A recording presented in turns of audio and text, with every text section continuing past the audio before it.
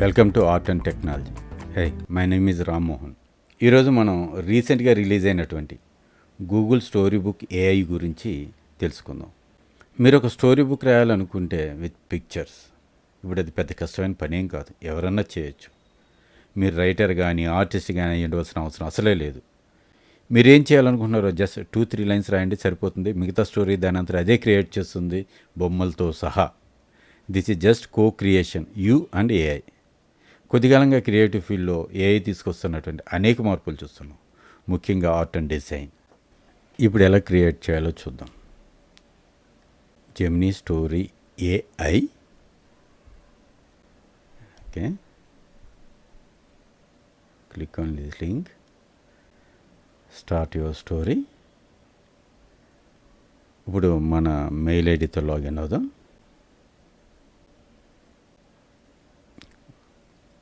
Story book.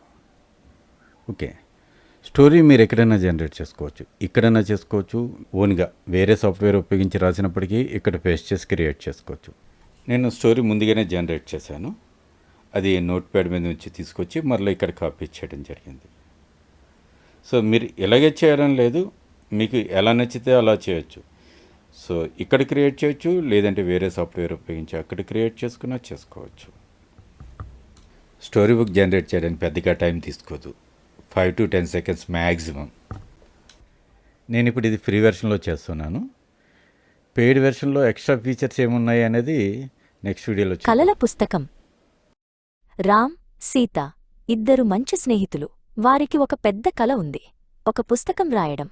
రామ్కు గొప్ప చిత్రకారుడు కావాలని, సీతకు గొప్ప రచయిత్రి కావాలని కోరిక. కాని ఒక సమస్య ఉంది. రామ్కు బొమ్మలు గీయడం సరిగ్గా రాదు, సీతకు కథలు రాయడం కష్టం. మనం ఎలా పుస్తకం రాయగలం అని వారు ఎప్పుడూ ఆలోచించేవారు. ఒకరోజు వారు చాలా నిరాశ చెందారు. దేవుడా, మాకు సహాయం చెయ్యి, మా కలను నిజం చేయడానికి మాకు ఒక మార్గం చూపించు అని వారు ప్రార్థించారు. వారి ప్రార్థనలు వినబడ్డాయి. అకస్మాత్తుగా రామ్ ఫోన్లో ఒక మెసేజ్ వచ్చింది.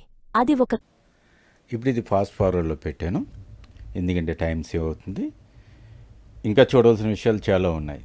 అదేంటంటే, మనకి స్టోరీకి అనుగుణంగా బ్యాక్గ్రౌండ్ ఎలా ఉండాలి ఏంటి అనేది మనం కొన్ని పిక్చర్స్ అప్లోడ్ చేస్తే పిక్చర్స్లో ఏమున్నాయో ఆ ఎన్విరాన్మెంట్ అంతా కూడా అదే రకంగా క్రియేట్ అవుతుంది.